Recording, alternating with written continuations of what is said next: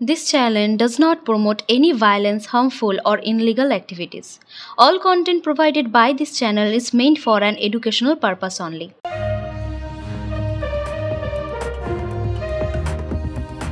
আপনারা দেখছেন সংবাদ শিরোনাম ডিজিটাল, মাথা উঁচু করে এগিয়ে চলার শপথ। সকলকে স্বাগত সংবাদ শিরোনামের পর্দায়, সঙ্গে আমি আছি শ্রেয়া। শুরু করছি আজকের বিশেষ প্রতিবেদন জেলার শিরোনাম। মুর্শিদাবাদের জানপুরে চলন্ত ট্রেনে বজ্রপাত। শিয়ালদহ লালগোলাগামী ফার্স্ট প্যাসেঞ্জার ট্রেনে একটি কামরায় বজ্র পড়ে আগুন ধরে, যাত্রীদের মধ্যে আতঙ্ক ছড়িয়ে পড়ে। গাছের ডাল পড়ে ট্রেনটা হঠাৎ একটু ফায়ারিং হয়েছিল, তাই যাত্রীগণ সব লাফ দিয়ে কারোর হাত ভেঙেছে, কারোর পায়েটায় আঘাত পেয়েছে, সব যাত্রীরা নেমে গেছিল। এই কারণেও সবাই আতঙ্কে বেরিয়েছে। কোথায় কোথায় হয়েছে এটা? এটা হয়েছে কোন স্টেশন? রেজিনগর স্টেশন। আপনার নাম কি? বিজয় হালদার। হ্যাঁ, আর ট্রেনটা কোথা দিকে আসছিল? ট্রেনটা আসছিল শিয়ালদা থেকে। শিয়ালদা থেকে হঠাৎ বৃষ্টির কারণে গাছের ডাল পড়ে ভেঙে গিয়ে অনেক মানুষ আতঙ্কে সব বেরিয়ে গেছিল। কত আতঙ্কে আছেন? একদম আতঙ্কে আছে। যানটা নিয়ে বাড়িতে বাঁচতে পারলে আগুন জ্বলছিল, একদম পুরো ফায়ারের মতন আগুন। টিটাগড়ে তৃণমূল কাউন্সিলর ফ্ল্যাটে বোমা বিস্ফোরণ, কাউন্সিলর সহ গ্রেফতার 3 জন। এই ঘটনায় ব্যারাকপুরের রাজনীতি উত্তপ্ত। বিজেপি এআইএনএ তদন্তের দাবি জানিয়েছেন। বিজেপির নেতা রুদ্রনীল ঘোষ তৃণমূলকে তোলাবাজির জন্য বিধায়ক সাংসদ ব্যবহারের অভিযোগ জানিয়েছেন। আমার যে প্রফেশনের বন্ধু বান্ধব যারা এই অন্যায় দেখে চুপ করে রয়েছেন, মানুষ মারা হচ্ছে, টিচার মারা হচ্ছে, আরজি করের কাণ্ডের সময় থেকে আপনারা দেখেননি যে তারা একটা কথা বললে যেমন পুলিশের চাকরি চলে যাবে, ঠিক তেমনই যারা এমএলএ এমপি সেজে রয়েছেন তৃণমূলের, তাদের পরিষ্কার জীবন জীবিকা বন্ধ করে দেবে। তারা কেউ তৃণমূলকে চায় না, কিন্তু তৃণমূল ছাড়লেই বেঁচে থাকতে পারবে কিনা এটাও তো প্রশ্ন।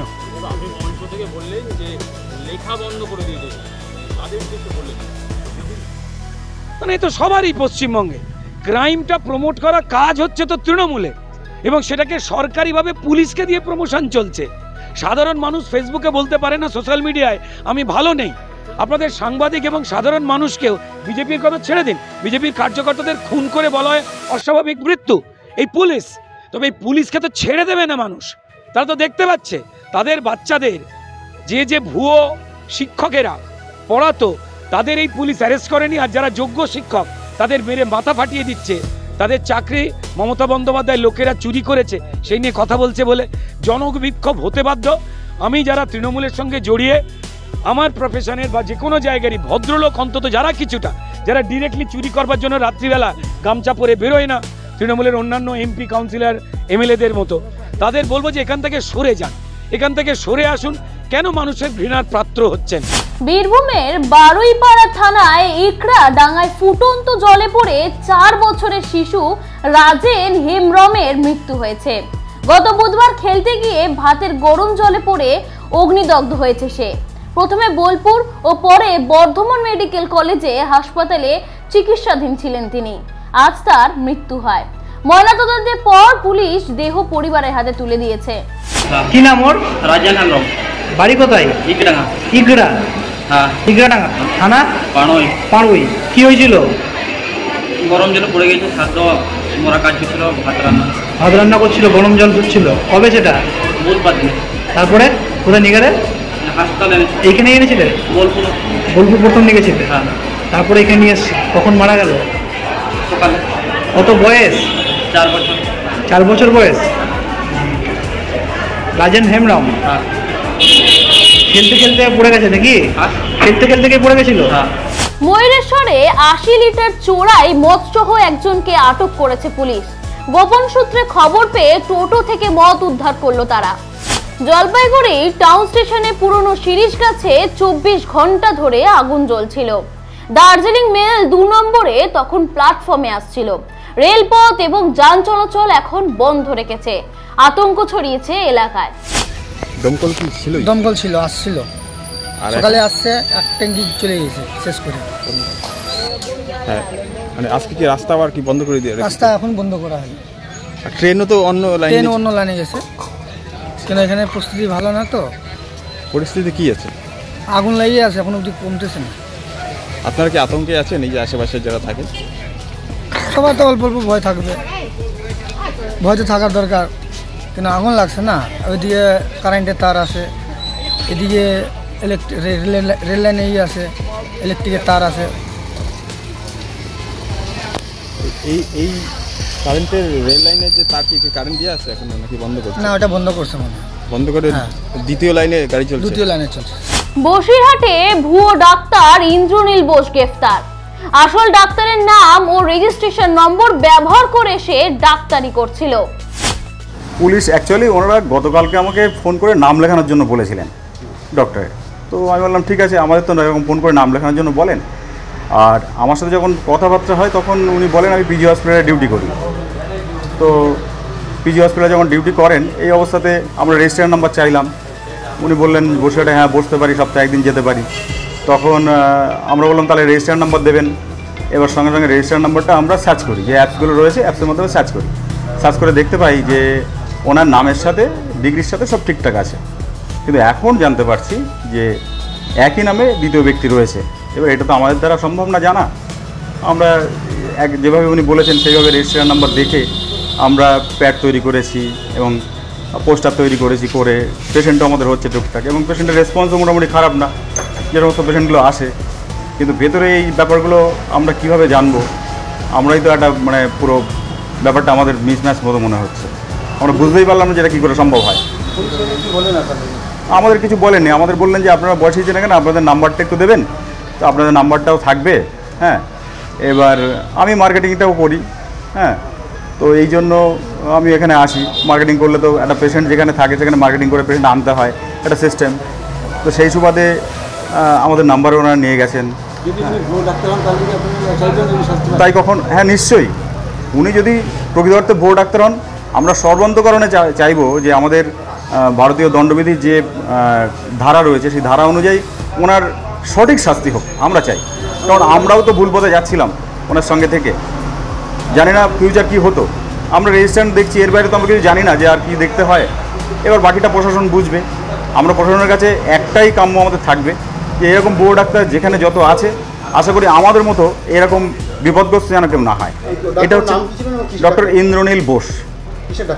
উনি চেস্ট মেডিসিন, উনি লিখছেন ওনার যে ডিগ্রি সেটা হচ্ছে chest medicine, pulmonary medicine with respiratory medicine, হ্যাঁ এইসবগুলো আর কি। ওনারা বললেন লাস্টে যখন চেম্বারে গেলেন তখন বললেন আমরা বসিরহাট থানা থেকে এসেছি, আমরা ওনাকে অ্যারেস্ট করলাম।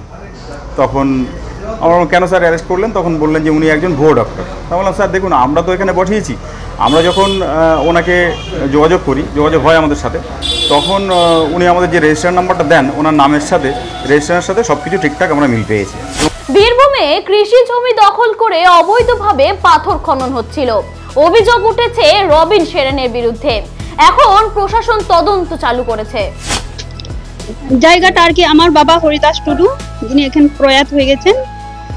আর সমস্যা হচ্ছে খাদান নিয়ে আমাদের জায়গাতে ইনলিগাল ভাবে খাদান করা হচ্ছে, এটাই সমস্যা।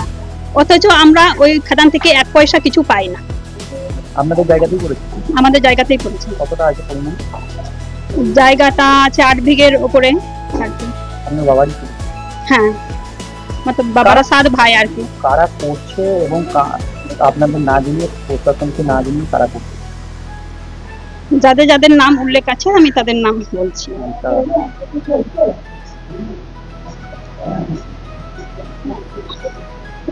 সুরেন্দ্রনাথ টুডু, তারপরে আছে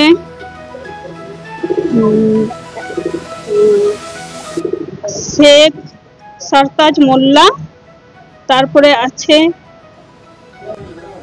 আমার নিয়ে একটা কি খাদান নিয়ে অভিযোগ উঠেছে এবং আমি খোঁজ নিয়ে দেখলাম সেটা হচ্ছে ওর বাবা মা ছেলের ঝামেলা, সম্পত্তি নিয়ে ঝামেলা, এবং ওর বাবা মারা গেছে, যে মনোজ টুডু তার বাবা মারা গেছে।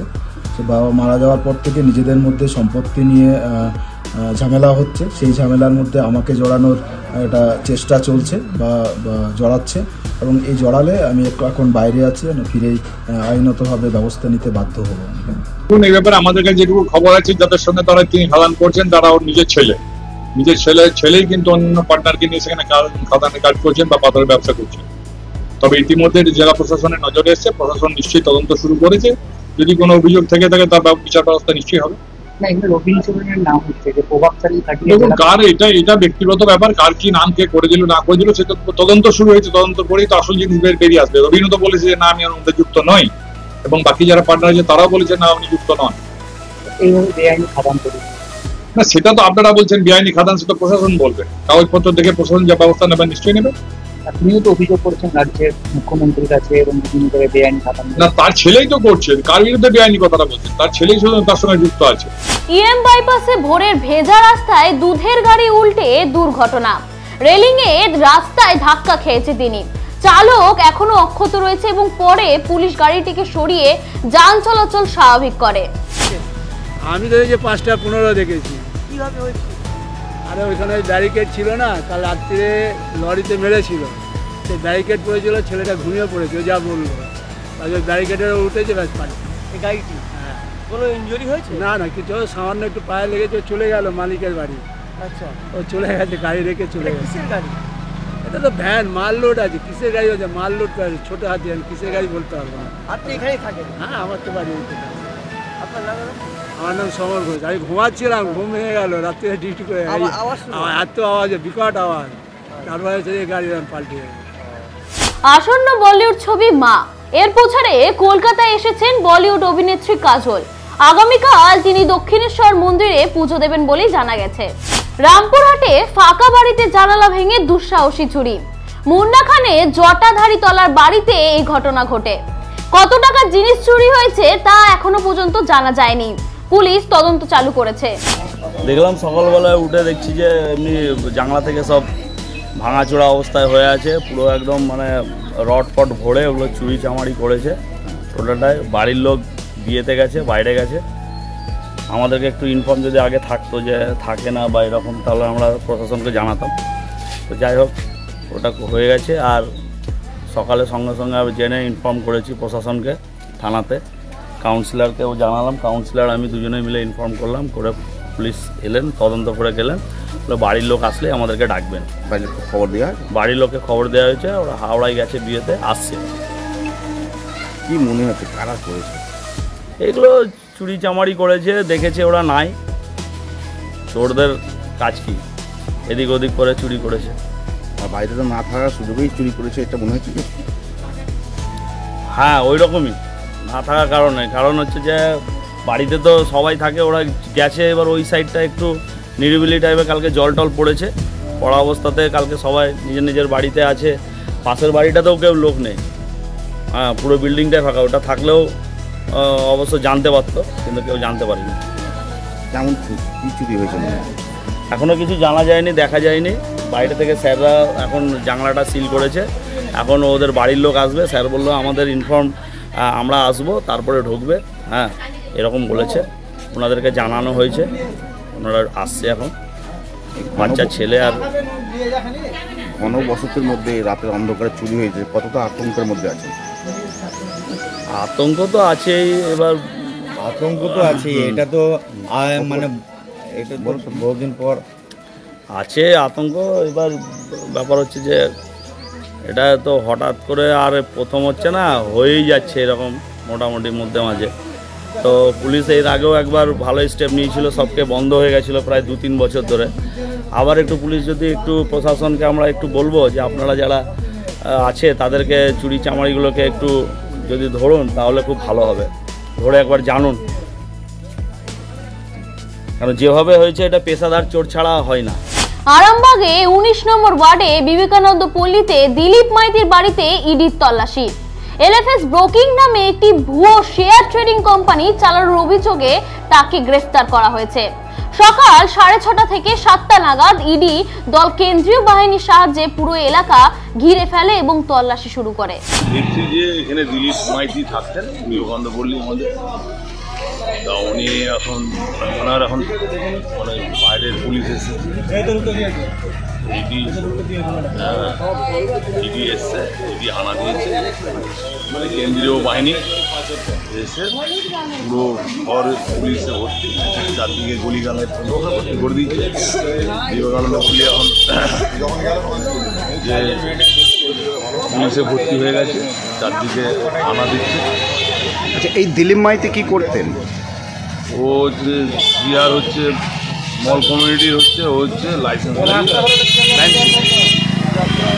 লাইসেন্সদারি, ওর নামই লাইসেন্সে দিয়া ব্যবসা করে। জিয়াউর রহমান। আরামবাগের 4টি স্থানে ইডির তল্লাশি চালাচ্ছে। বিবেকানন্দ পল্লীর দিলীপ মাইতি ও আমতলা মোড়ে সাহিল শেখের বাড়িতে অভিযান চলছে। কেন্দ্রীয় বাহিনী মোতায়েন করা হয়েছে এবং জানা গেছে সাহিল শেখ শেয়ার মার্কেটে কাজ করতেন। আমাদের পার্টির মেজাজে আমরা ভাবছি কিছু হয়েছে, এসে দেখছি পুরো একজনের ঘরে এসব চলছে, সবাই আমরা বসে বসে দেখছি। আপনারা যা দেখছি আমরা তাই দেখছি। কতজন আধিকারিক ঢুকেছে? হ্যাঁ, আমি তো দেখুন 10-15 জন আছে, ঘরটাকে পুরো ঘিরে রেখে দিয়েছে, সেই জন্য সামনে করে একদম অস্থির কাণ্ড। কার বাড়িতে রেড হচ্ছে দাদা? এটা হচ্ছে আসগার আলী, ছেলেরা 2 জন আছে, দেখলাম সবাই আছে। এই যে হঠাৎ করে আরামবাগে ইডি সকালবেলা, কি বলবেন? কি বলবো, যে যেমন করতেছে সেরকম আইনের ব্যবস্থা নিয়েছে, নিশ্চয়ই আইনের পথেই যাচ্ছে। নিশ্চয়ই কিছু একটা হয়েছে, না তো আসবেই। সব জায়গাতেই হচ্ছে, যেটা শুনতে পাচ্ছি। আমরা তো নাগরিক, আমরা এখানেই বাড়ি, আমাদের আমরা এসে দেখছি এই অবস্থা, এই জন্য বললাম। আরো আপডেট পেতে চোখ রাখুন সংবাদ শিরোনামের পর্দায়।